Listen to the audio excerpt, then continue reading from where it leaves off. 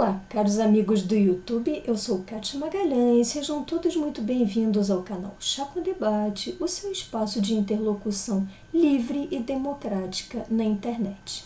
Ontem, Bolsonaro editou uma MP para recriar o Ministério das Comunicações como um desdobramento do Ministério da Ciência e Tecnologia. Dentre outras atribuições, ficarão a cargo da nova pasta as políticas nacionais de teledifusão, de radiodifusão, algumas estatais, como por exemplo os Correios e a EBC, sem contar com a SECOM, a Secretaria de Comunicação. E como vocês já sabem, já devem ter lido na imprensa, a pasta será capitaneada por um deputado do dito Centrão no parlamento, que é genro de ninguém menos que o senhor Silvio Santos, conhecido empresário da área de comunicações. Vamos comentar um pouco essa medida, essa recente surpresa presidencial para todos nós.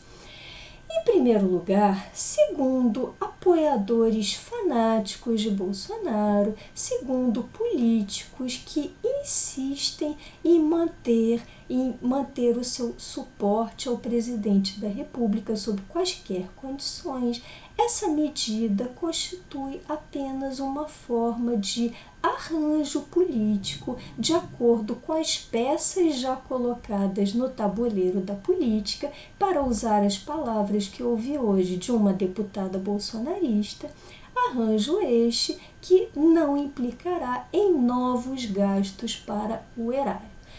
De fato, a criação em si do Ministério não dará mesmo ensejo a outras despesas, porque ele será integrado por funcionários que já atuavam no Ministério da Ciência e Tecnologia. Contudo, a criação desse novo ministério consagra a aposta de Bolsonaro na alocação de recursos e de fartos recursos em propaganda. Reitero aqui neste canal, falo de propaganda e ouso chamar esse ministério de Ministério da Propaganda, não das comunicações, porque é exatamente essa a intenção de Bolsonaro. Autopromover a sua imagem, promover a imagem do seu governo e não realizar publicidades, realizar campanhas de esclarecimento à população, como, por exemplo, eventuais campanhas em torno do coronavírus, da Covid-19, pandemia esta que passa ao largo das preocupações do presidente da República, sendo totalmente negligenciada por ele. Assim, esse novo ministério, esse Ministério da Propaganda, mostra os esforços de Bolsonaro em investir nessa área do seu governo, nessa autopromoção, investir recursos vultosos, como já foi demonstrado pelo relatório do TCU, comentado à farta no vídeo de ontem. Não me repetirei e me sentiria muito honrada se vocês assistissem. Quanto ao nome para dirigir a pasta, não precisarei aqui acrescentar uma letra à frase que foi proferida pelo próprio Bolsonaro ao justificar a escolha. Disse Bolsonaro, com suas próprias palavras, mas que significam mais ou menos isso. Segundo o presidente da República, o deputado, futuro ministro, não possui sequer experiência na área de comunicações. Contudo, o pertencimento à família do senhor Silvio Santos já o qualifica a ser um bom ministro, certamente, na visão de Bolsonaro, devido à experiência aprendida em família. Essa frase, a meu ver, revela dois aspectos muito negativos. O primeiro deles é a total desconsideração de parâmetros técnicos para a indicação, para a nomeação de um ministro, onde Bolsonaro, mais uma vez, incorre em uma traição às suas promessas de campanha.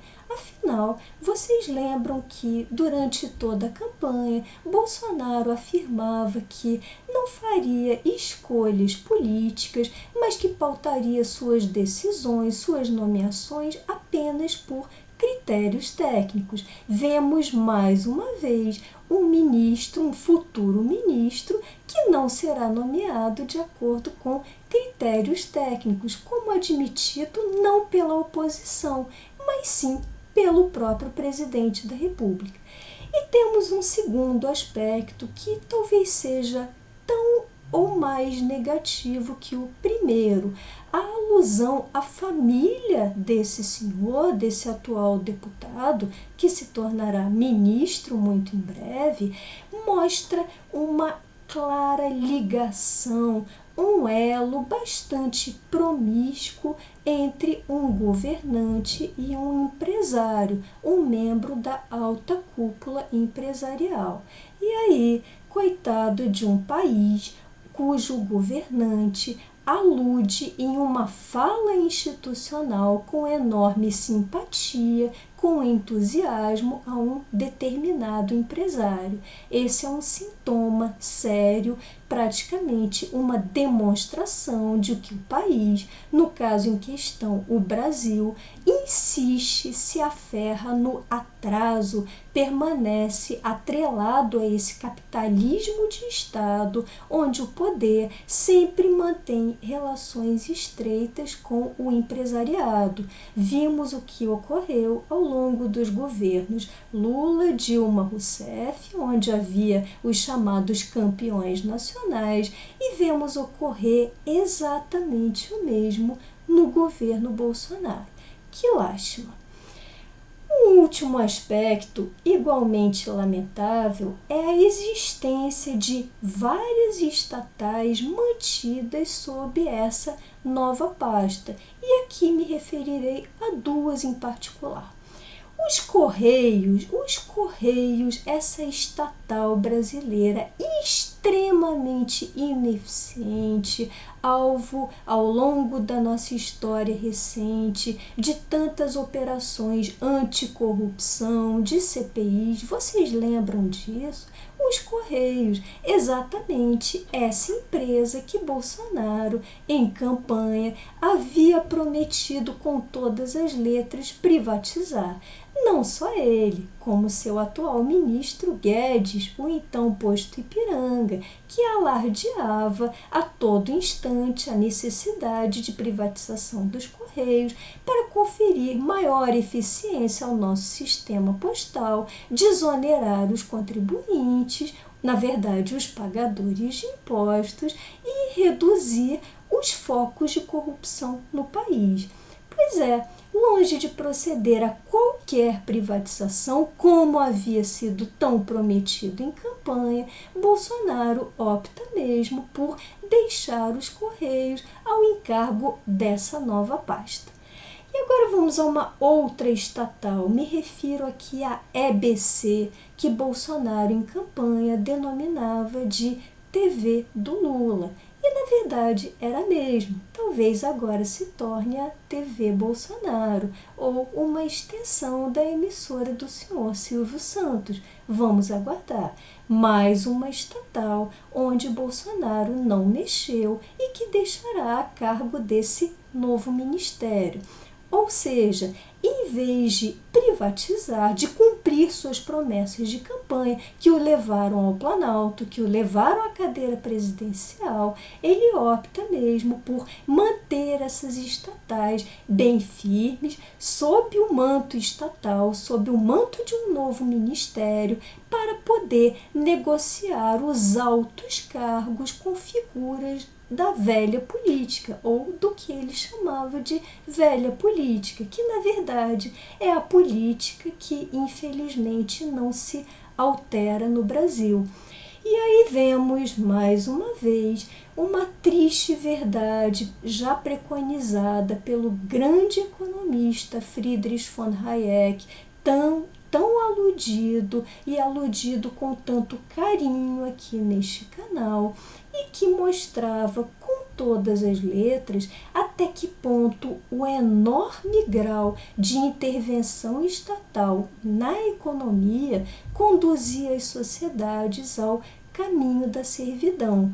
Estamos vendo, com a criação desse novo ministério, mais um passo no aumento da intervenção do Estado na economia, sobretudo devido aos recursos alocados para a SECOM e a manutenção de grandes estatais sob o manto desse novo ministério. Vemos essa intervenção estatal aumentando e nos vemos, infelizmente, sempre mais próximos ao caminho da servidão. Caminho este que, no nosso caso, parece ser a aceitação pelos outros atores do mundo político dos desmandos bolsonaristas, desmandos que tanto tenho comentado aqui a cada dia no canal. E aqui exatamente me refiro a que aceitação pretendo aludir?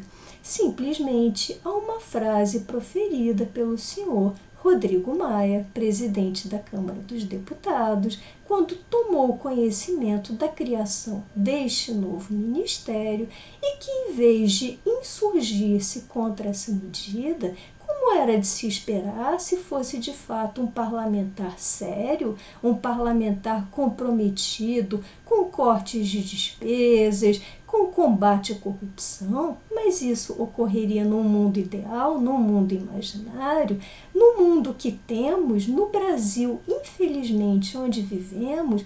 O senhor Rodrigo Maia louvou esta medida de Bolsonaro e chegou a afirmar com disfarçatez, me perdoe a palavra, até com um determinado cinismo, que agora Bolsonaro estava começando a fazer política.